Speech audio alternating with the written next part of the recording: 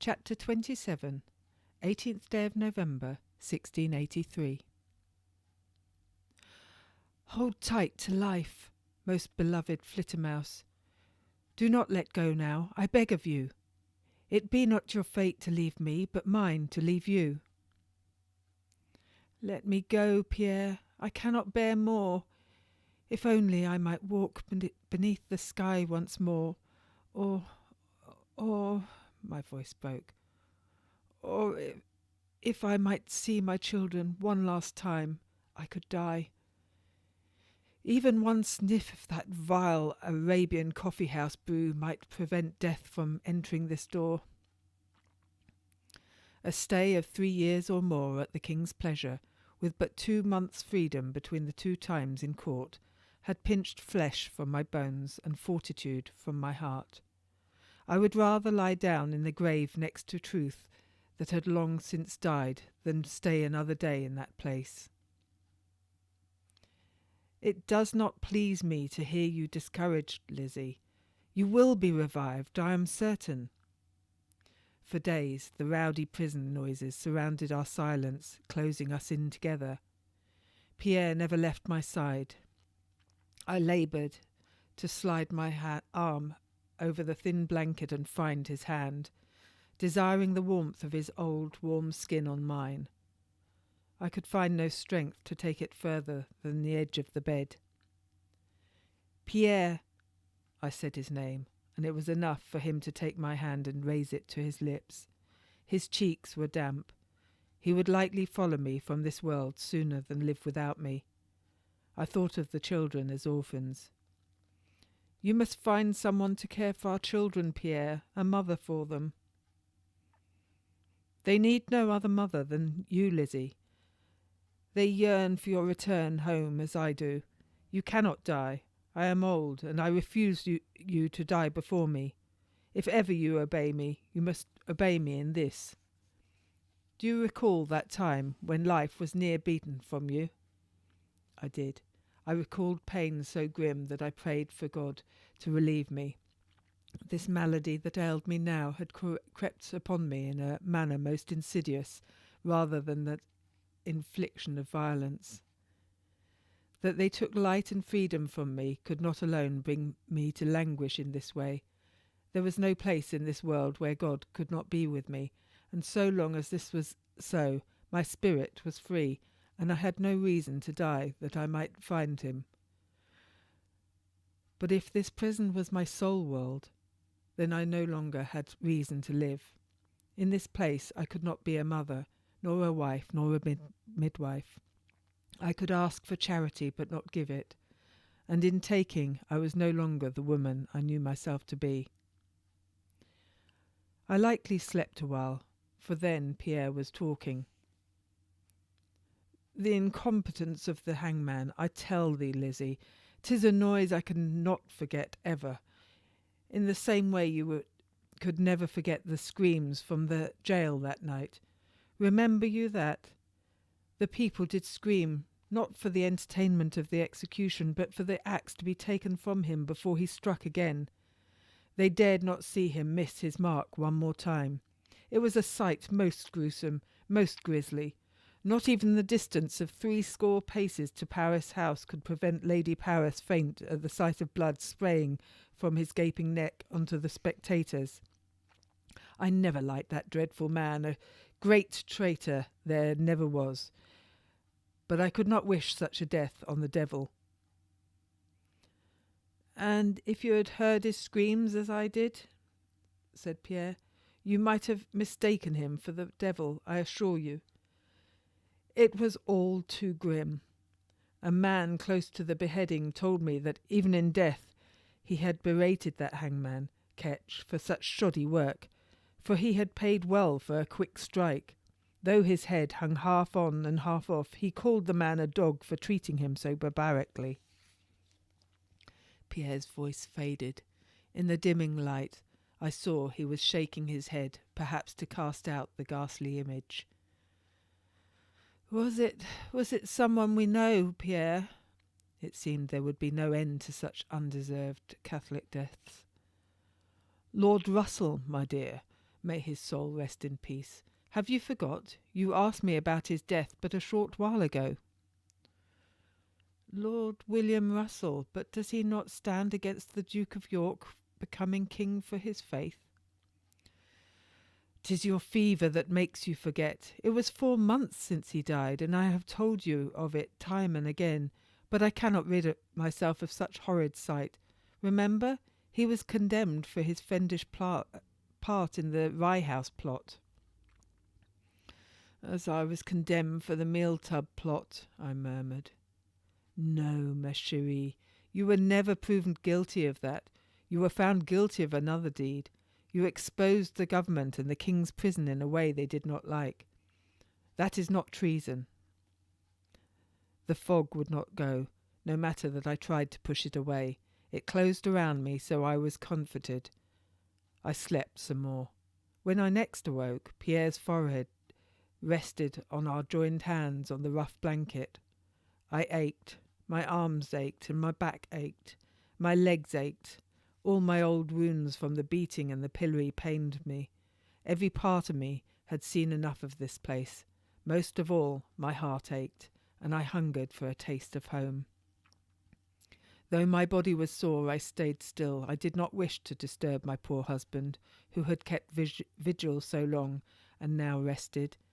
How much must he have given the jailers to allow him to stay, that I did not know, but I was glad for his companionship in my last days. His periwig had come loose and slipped over one ear, leaving the other exposed. I stroked the length of his cheek along the edge, and then gently straightened it. He stirred, but did not wake. We had found each other when we both had the greatest need for a companion, after my husband was gone and after his wife, Margaret, was dead. His love was the staff I leaned on through the years, and even now he propped me up, though he was frail and old. 10 months ago, I had dictated a petition to the king to release me. I told him how I was thrice near stoned to death, and how I now lay weak and sick. Pierre had added the part about how I prayed for remission of the fine, and should be put into the next Old Bailey pardon, if it please his majesty. A heartier plea could not have been written and sent, yet all I had received in reply was neglect and silence. If ever I lost faith at that time, Pierre's belief in me spilled over and filled the both of us. But his faith had yet to set me free. I would be loyal to the king until the last time I closed my eyes to sleep, yet he forgot so easily that I had done for him and for his family. It seemed I was to die in this filth, and my children would be full grown without a mother to guide them, perhaps without a father too. Without me, Pierre's business had quickly failed, for he was a merchant but no businessman, so he had little enough to pay the daily squeeze, let alone the £1,000 to free me from that ungodly place. Pierre stirred. I used his movement to slip my hand from beneath his, and turned on my side for comfort. Then I laid my hand back on his. Pierre, do you sleep? He did not answer. No sooner than I closed my eyes, the ugly prison cell was replaced by darkness worse than darkness. Memories that hurt me in earlier years came back to hurt me twice over. A man dragging us into the rain whilst others pillaged my childhood home, waking and finding my first husband unmoving and cold next to me, plague wretches followed by people running frightened through the street from the great fire, the snarling madness of that Atterbury woman as she beat me again and again, judges laughing at me in court, laughing, with such exultation as they pelted me with the vilest dung and vegetables mixed with rosary beads and crucifixes. Somehow I knew memories had turned to a dream, but it may as well have been real, as they stomped on statues of the Virgin Mary, then filed into possession with Jesuits and monks and priests, and forced me to follow with them, behind a burning effigy of the Pope, stuffed with screaming, writhing cats. When we reached the home of the Green Ribbon Club, they grabbed my arms and forced me towards a huge bonfire of a burning church. It seemed no person but me saw flames and sparks from the church spire fly across the square behind us and catch hold on the roofs there. We were surrounded by fire, but they continued to force me behind the Pope towards the burning church. People screamed for our death, and the crackling heat became unbearable. The judges threw the plague dead into the church, and then one by one those in front of me, uncaring of their religion, and then the accusers as well as the accused judges followed each other into the fire. Then it was my turn. I knew I dreamed the horrors, but still the heat of the flame burned my skin and cooked me even as I fought to escape. I opened my eyes with a start. There was no escape. I was haunted awake as surely as I was haunted in sleep. The scene played over as I stared at the cold grey stone hung with spider webs and wet dust. Tiny streaks of dirty water trickled from cracks by the window and followed a slow course inwards, along crevices in the stone, and culminated in dirty drops that occasionally fell to the floor. The rain on the city rained through the prison, but did little to cleanse this place. They hate us because they fear, though we have the same appearance. I drew a breath and heard it rasp in my throat. We hide an unfathomable religion on the inside, and they cannot see the proof of it. They cannot see the target, so they blindly shoot arrows in every direction with the hope one of them might strike the bullseye. But I am weary of the barbs piercing me, Pierre. My wounds are too many. What manner of test of my faith will I have next? I am weary to my very bones. You must not say such things, Lizzie. Pierre spoke into my dress, not raising his head. The Lord challenges us with trials to let us choose the right path. You are tested more than most, for he asked you to walk your path with more certainty, even when everyone around you shouts disbelief. You have more strength than any, the hope of so many. In this place, he raised his head to let go of my hand and gestured to my lavish chamber. I have heard men and women tell how you have helped them. You have given them food and warmth when they had none. You have given them rosaries and Bibles when they had no hope. You have given freedom, though it was taken from you. For that your name is spoken of most highly. Pierre further straightened his periwig, with nary a pause in his words. His eyes were old, his mouth drooped as if it had long forgotten how to smile. Without your goodness and your charity, many in here would be dead long since. Even now your good work continues, and the helpers you taught continue to relieve the suffering of so many. It is your light that has guided them. So do not speak ill of your trials, ma chérie. They are the road that has led you to do these good deeds. I squeezed his hand and felt the thin parchment skin move easily over his bones. But warmth came from it, and it was a comfort to me.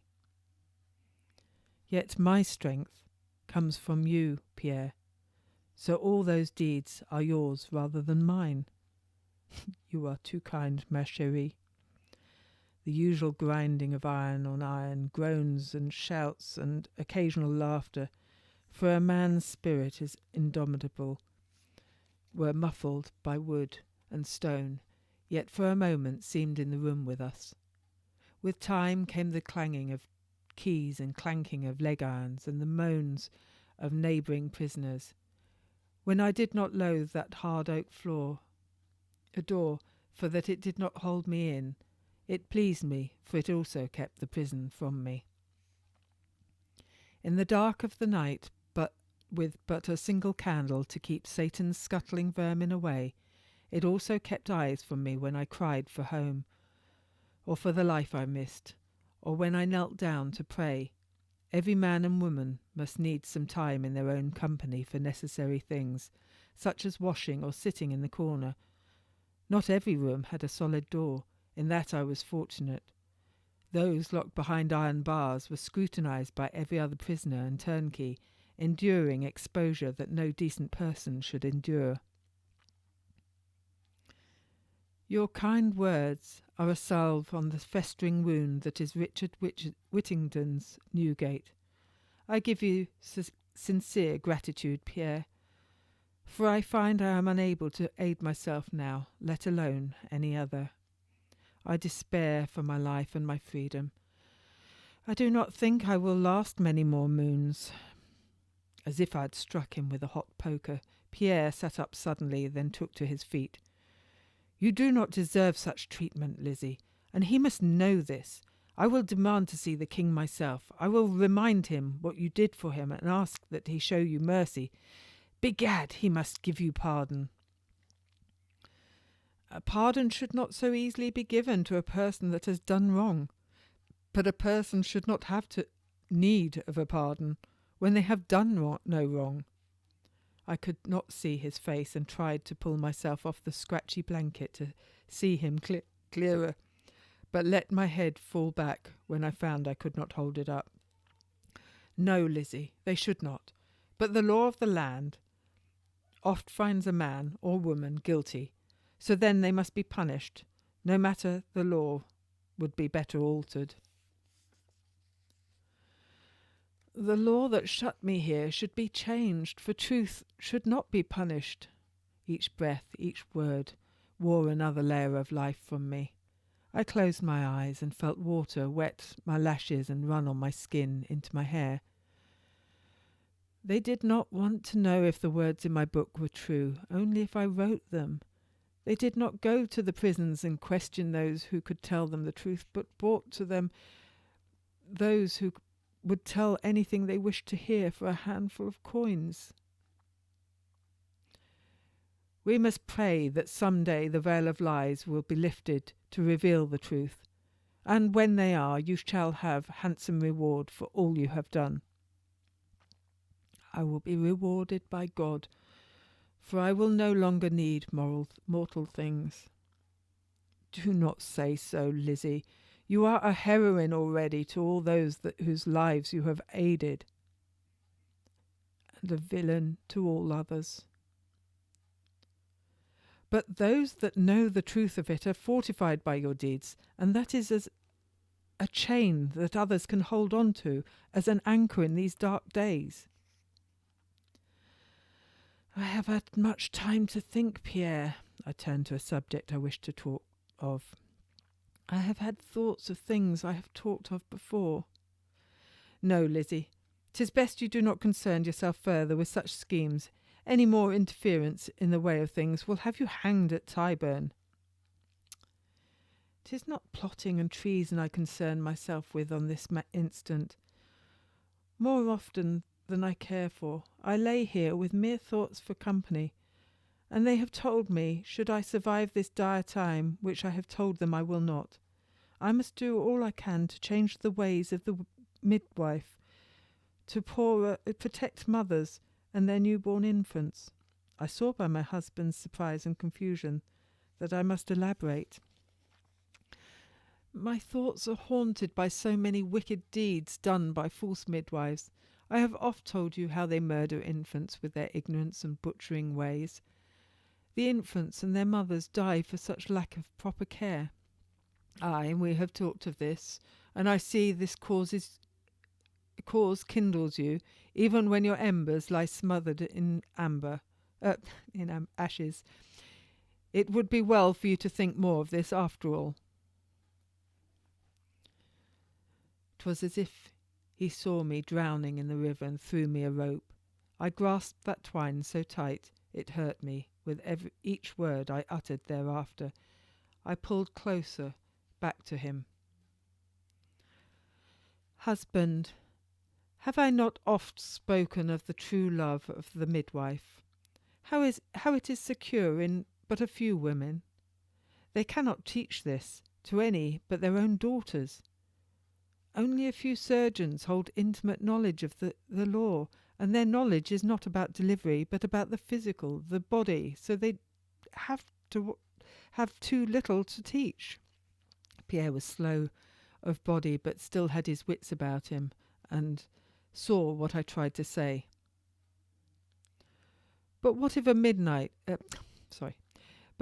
midwife might teach those who wished to practice? Then they could not. The law says that no woman can learn anything but what she can learn in her own home. She cannot join men in a place of learning to do so. I dropped my head on the side so I could see Pierre as he reclaimed my hand. It was too much to do more. I blinked tears from my eyes, for it seemed he kept me talking for fear if I would stop.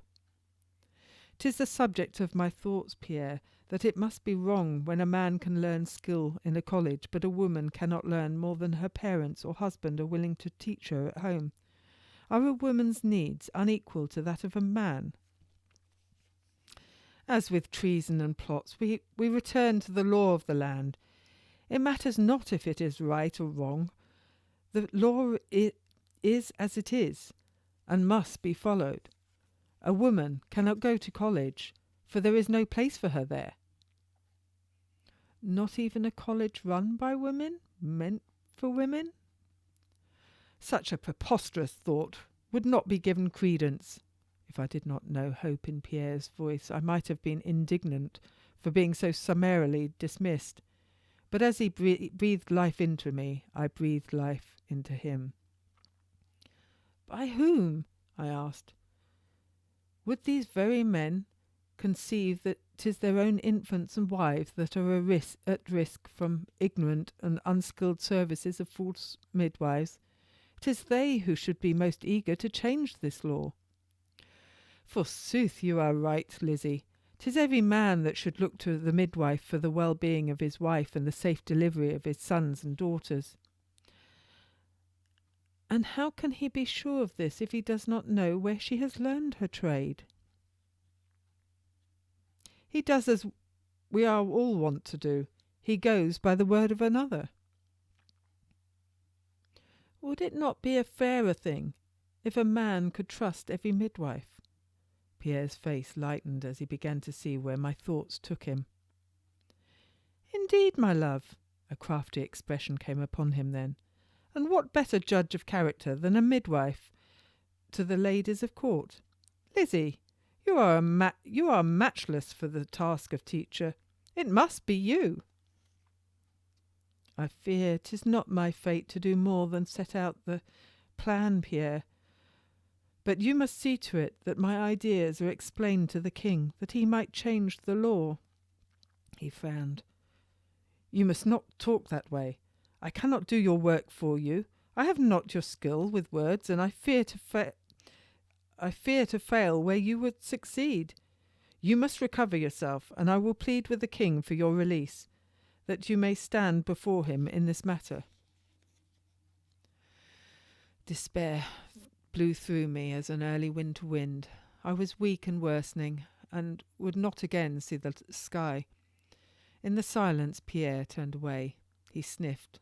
I need not see his face to know he cried for me, and I had no will to tell him not to. I closed my eyes and rested. When I awoke, Pierre was gone, leaving behind only his tears. They welled up in me. I could not remember such a time when I could not see any light to guide me. Even the light Pierre often lent me did not guide me this night. Darkness filled the cell as it filled my heart.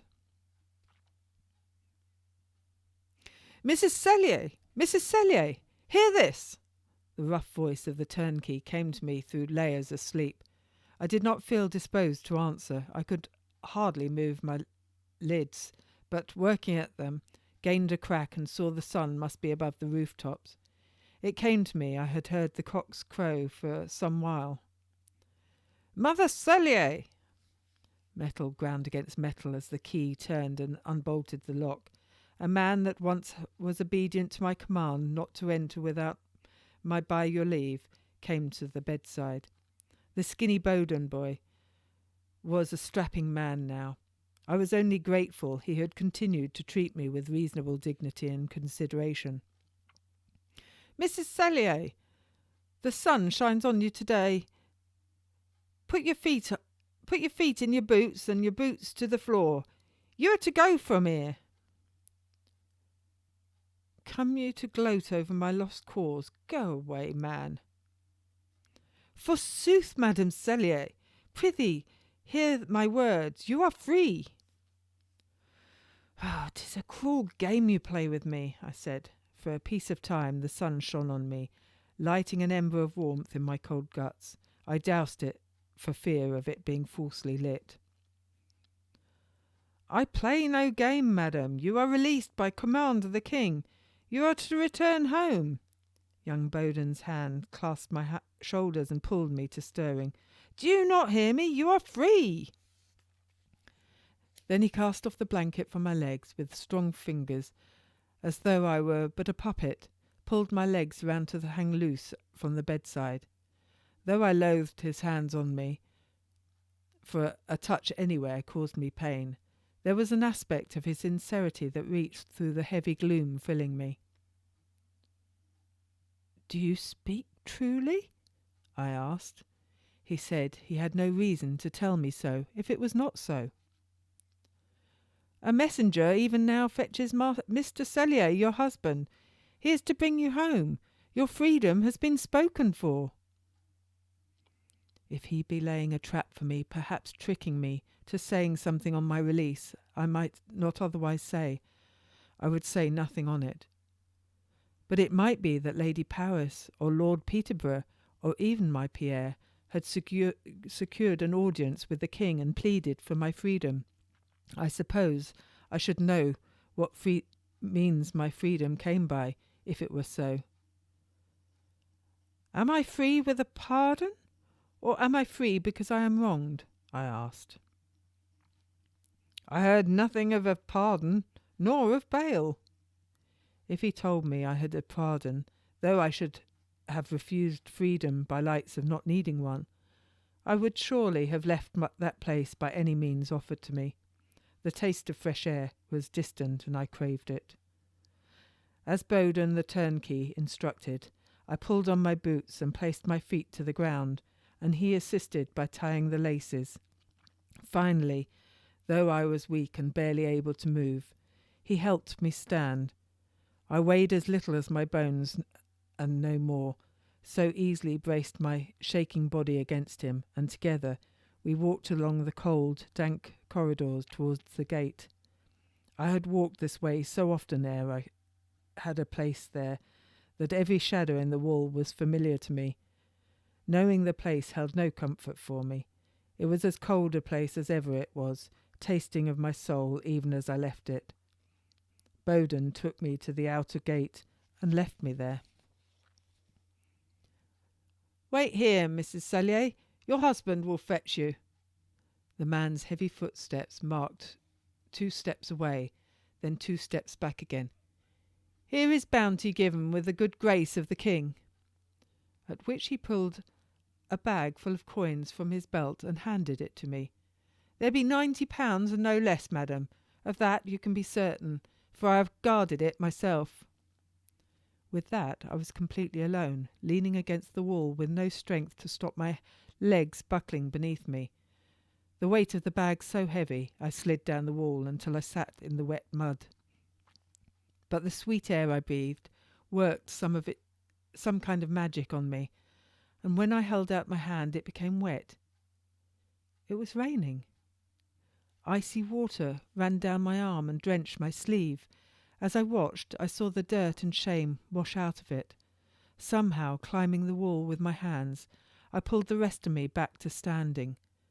The water trickled over my face and hair, through my filthy cloak and dress, and over my disgusting dung-covered boots. At that moment I swear nothing could have made me happier. Dame Nature bathed and cleansed me in a way no lavender bath ever could. So I held my face skyward and allowed her full rein. While the water drops purged 3 years of prison from me, the sight of the sky restored some semblance of hope. Still, with my face upturned, I laughed. It was not a genteel laugh, but a loud, uncontrollable laugh, and once begun, could not be stopped. A hand took my arm, and with my free hand I wiped the rain from my eyes so I could see. Pierre. Within an instant his arms were around me, and I was crying and laughing, as was he. "Lizzie, my dearest flittermouse, are you able to walk?" he asked. "Aye, I will walk," I said. "'Tis not far. Monsieur Hobry's cart lies yonder." I must have shown my puzzlement, for he added, "Our coach was too long to make ready, so Widow Desormeaux has loaned us her new husband's cart." "Marie? My friend Marie?" "Aye, I will tell you the news of it on the way home. Come, Lizzie, the children await you." These were the dearest words I ever did hear. Pierre helped me up onto the cart, lifting me easily, and we took the short road home, my head resting on Pierre's shoulder. Home, side by side with my husband, cool rain trickling over my cheeks and hands. Home meant all kinds of things. Home had stayed inside me the whole time I was locked away, but I no longer knew what it was to me. It had changed from the place I had once daily returned to, the family home that had bustled around me whensoever I was not practising midwifery, into the other place, that distant place, filled by my children and husband, that I was a part of only by inclination but not by presence. Soon I would pinch the two together again, make my home where I both wished to be and where I be. But for now I wished only to hold Pierre's hand and rest my head on him, and enjoy how even the shine of the lanterns on the street mud was as beautiful as the meadow of flowers. Street lanterns. Strange how many hung outside buildings along the wayside where there were so few before. Even the pain the stones in the road gave me as we went over them did not stop strength seeping gently between us, from him to me, and from me to him. I closed my eyes and I smiled.